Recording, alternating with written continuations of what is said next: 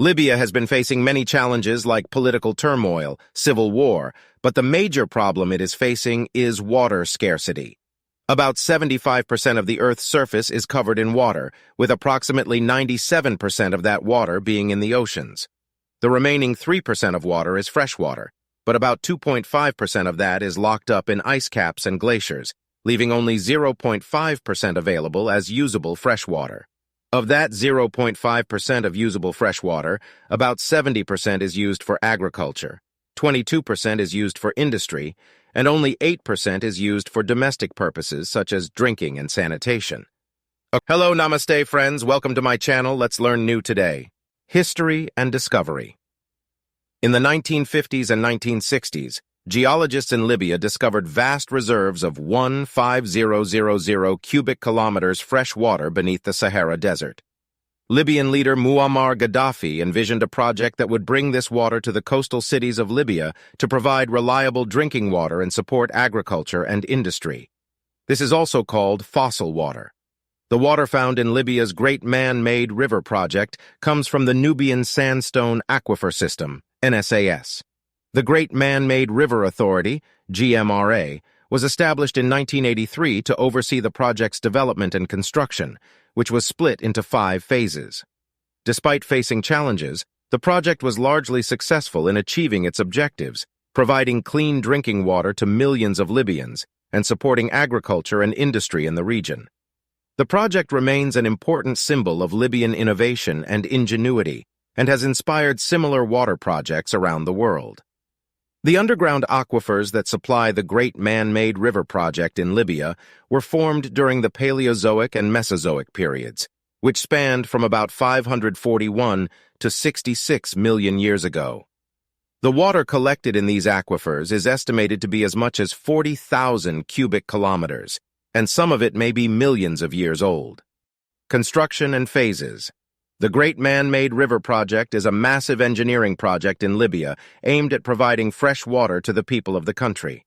The project involved drilling over 1,300 wells, laying over 4,000 kilometers of pipeline, and building pumping stations and treatment facilities.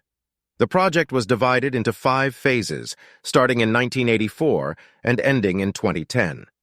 Despite facing challenges such as drilling in the desert and maintaining water quality, the project was largely successful in achieving its objectives and has provided clean drinking water to millions of Libyans. The cost of the project was around $25 billion, mostly funded by the Libyan government and international organizations. The Great Man-Made River Project is a significant example of human ingenuity and engineering and is an important symbol of Libyan achievement. Features and benefits. The Great Man-Made River Project is an engineering feat in Libya that involves an extensive network of pipelines, pumping stations, and treatment facilities to provide clean water to millions of people. It has over 4,000 kilometers of pipelines that deliver water from underground aquifers to cities, towns, and farms. The pumping stations are equipped with sophisticated monitoring systems, and there are over 500 treatment facilities to purify the water. The benefits of the project include providing clean drinking water, supporting agriculture and industry, and improving overall health and well-being. The project is also a symbol of Libyan pride and national identity, as it represents the country's resilience and determination. Criticisms and challenges. The Great Man-Made River Project, despite being an engineering marvel, has faced criticisms and challenges. The project's reliance on non-renewable groundwater resources and its potential impact on the desert ecosystem have been a cause for concern.